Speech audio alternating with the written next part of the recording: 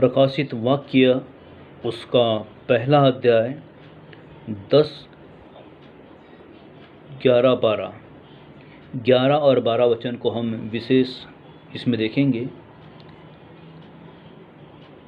जो कुछ तो देखता है उसे इस पुस्तक में लिखकर सातों कलीसियाओं के पास भेज दें, अर्थात इफसुस और स्मुर्ना और पेर्गामोन, धुआतीरा, सरदीस और फिलदिफिया और लौदीकिया को।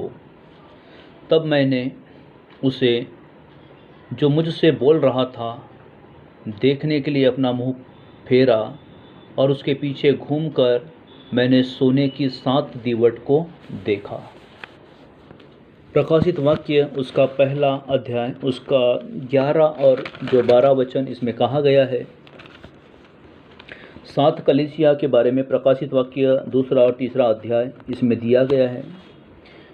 12वां जो वचन है, जो सोने की 7 दीवट देखी गई है, इब्रानी भाषा में मेनोराहा यह पुस्तक लिखी है। यह गुप्त बातें है, 7 दीवटों से भरी।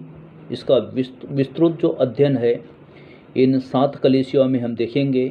और 7 कलीसियाओं का प्रतिनिधित्व जो करती है वो है अंधेरे में जगत की ज्योति। इस अंधेरे में जगत की ज्योति। तो हम देखते हैं प्रकाशित वाक्य उसका पहला अध्याय 13 और 14 वचन इसमें लिखा हुआ है। और उन दीवटों के बीच में मनुष्य के पुत्र सदृश एक पुरुष को देखा, जो पाँव तक वस्त्र पहने और छाती पर सोने का पदुका बांधे हुए था। उसके सिर और बाल श्वेत ऊन वरण पाले के समान उज्ज्वल थे और उसकी आंखें आग की ज्वाला के समान थी। मनुष्य के पुत्र शरीर का एक पुरुष देखा गया, जो पाँव तक वस्त्र पहने और छाती पर सुनहला पटका बांधे हुए था। उसके बाल श्वेत ऊन वरण पाले के से उज्ज्वल थे और उसकी आंखें आग की ज्वाला सरी की थी। दीवटों उन सभी 7 कलीसियाओं को 7 मंडलियों का केंद्र बिंदु है। मनुष्य का पुत्र जो बताया गया वो प्रभु यीशु प्रभु को इसमें मनुष्य का पुत्र बताया गया। यिजकेल की पुस्तक 1 और 26 में इस प्रकार से लिखा है, जो आकाश मंडल उनके सिरों के ऊपर था, उसके ऊपर मानो कुछ नीलम का बना हुआ सिंहासन, और इस सिंहासन के ऊपर मनुष्य के समान कोई दिखाई देता था। इस सिंहासन के ऊपर जो मनुष्य के समान कोई दिखाई देता था वो दिखने वाला प्रभु यीशु मसीह था। वो दिखने वाला प्रभु यीशु मसीह था, जो पाँव तक वस्त्र पहने था, और यह राजकीय वस्त्र का प्रतीक है। वस्त्र एक यहूदी ओढ़ना जो प्रार्थना के समान ओढ़ा जाता है। यहूदियों में आज भी वह परंपरा है कि वो एक प्रार्थना के समय एक ओढ़ना, जो वस्त्र ओढ़ते हैं, वो वस्त्र जो है वो प्रार्थना के वस्त्र को दर्शाता है। जो पाँव तक पहने हुए था, जो पाँव तक के जो वस्त्र पहने हुए था, वह राजकीय वस्त्र का प्रतीक है।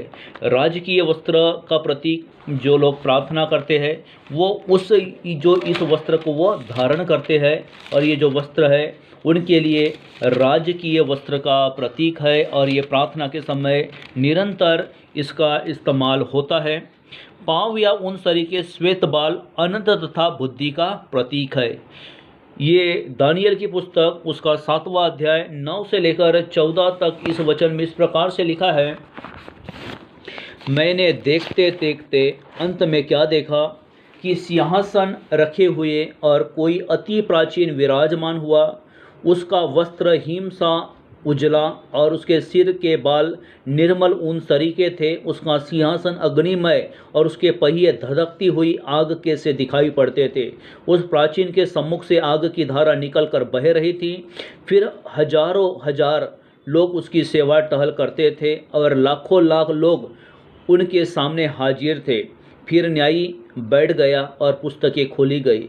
उस समय सिंह का बड़ा बोल सुनकर मैं देखता रहा और देखते देखते अंत में देखा कि जंतु घात किया गया और उसका शरीर धधकती हुई आग में भस्म किया गया। शेष जंतुओं का अधिकार ले लिया गया, परंतु उसका प्राण कुछ समय के लिए बचाया गया। मैंने रात में स्वप्न में देखा, और देखो, मनुष्य के संतान सा कोई आकाश के बादलों समेत आ रहा है, और वह उस अति प्राचीन के पास पहुंचा और उसको वे उसके समीप लाए। तब उसको ऐसी प्रभुता, महिमा और राज्य दिया गया कि देश देश और जाति जाति के लोग, भिन्न भिन्न भाषा बोलने वाले सब उसके अधीन हो। उसकी प्रभुता सदा तक अटल और उसका राज्य अविनाशी ठहरेगा। उस परमेश्वर का जो राज्य है वो सदा तक अटल, और जो उसका जो राज्य है वो कभी न नाश होने वाला ये राज्य ठहरेगा। आँखों की ज्वाला का प्रतीक सर्वज्ञान या क्रोध, ये दो बातें हो सकती है। जो आँखों में ज्वाला जो दिखाई देती है उसका जो प्रतीक जो होता है वो सर्वज्ञानी सारे ज्ञान का भंडार और ज्ञान का प्रतीक दिखाता है। या आँखों में क्रोध की ज्वाला, या आँखों में ऊपर क्रोध की ज्वाला दर्शाती है, तो ये दो बातों का प्रतीक है। मैं धरती के ऊपर से सबका अंत कर दूंगा। और परमेश्वर यहोवा की सफन्या नबी के द्वारा की गई ये भविष्यवाणी है कि परमेश्वर का कलाम कहता है कि मैं सबका अंत कर दूंगा। जो अधर्मी है, जो पाप में पड़े हैं, जिनका आज तक उद्धार नहीं हुआ, वो परमेश्वर उनका अंत करने के ऊपर तुला हुआ है। सफन्या 3 उसका 8 इस प्रकार लिखता है, इस प्रकार यहोवा की ये वाणी है, जब तक मैं नष्ट करने को न उठो तब तक तुम मेरी बाट जोहते रहो। मैंने ठान लिया कि जाति जाति और राज्य राज्य के लोगों को मैं इकट्ठा करूंगा और उन पर अपने क्रोध की आग पूरी रीति से भड़काऊंगा, क्योंकि सारी पृथ्वी मेरे जलन की आग में भस्म हो जाएंगी। परमेश्वर का कलाम कहता है कि वो सारे पृथ्वी को आग और गंधक के द्वारा वो जलाकर भस्म करने की रखता है ताकत। लेकिन परमेश्वर अपने धर्मी लोगों को अपने वचन से, वचन की सामर्थ्य से बचाने का वो अधिकार रखता है। प्रभु जी इस वचन के द्वारा आप सबको आशीष दे। आइए हम प्रार्थना करेंगे। प्यारे परमेश्वर, यीशु के नाम में आपके चरणों के निकट आते हैं पिता। जिस वचन को प्रभु प्रकाशित वाक्य से बोया गया पिता, ये वचन का बीज प्रभु तेरे लोगों के हृदय में के पटिया पर प्रभु लिखा जाए।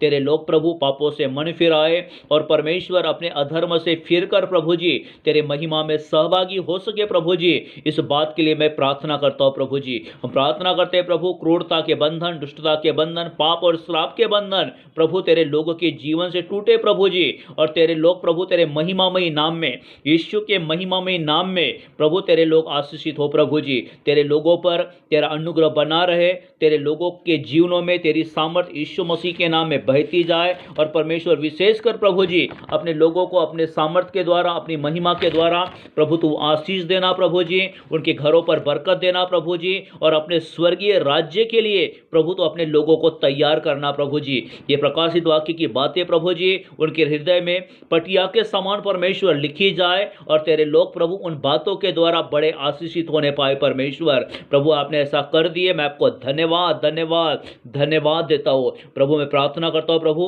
तेरी महिमा का बादल उनके जीवन में उमड़ता रहे, तेरे महिमा की सामर्थ उनके बच्चों पर बनी रहे। और परमेश्वर आप अपने लोगों की सुधि लेना प्रभु जी, और अपने लोगों पर अपने प्रकाशन को उंडेल करके प्रभु जी अपनी बड़ी महिमा, करुणा और जलाल को परमेश्वर आप अपने लोगों पर प्रकट करना परमेश्वर। प्रभु परमेश्वर यदि इस समय कोई बीमार है प्रभु अपने हाथ उस पर रखकर उसे आशीष देना और अपनी महिमा उसके जीवन पर प्रकट करके प्रभु जी अपने अनुग्रह और सामर्थ्य प्रभु उसे ढांप लेना प्रभु जी। सारी बातों में परमेश्वर मैं आपको महिमा देता हूँ। इस प्रार्थना को प्रभु यीशु मसीह के सामर्थ्य नाम में मांगता पिता, सुन और ग्रहण कर। आमीन आमीन।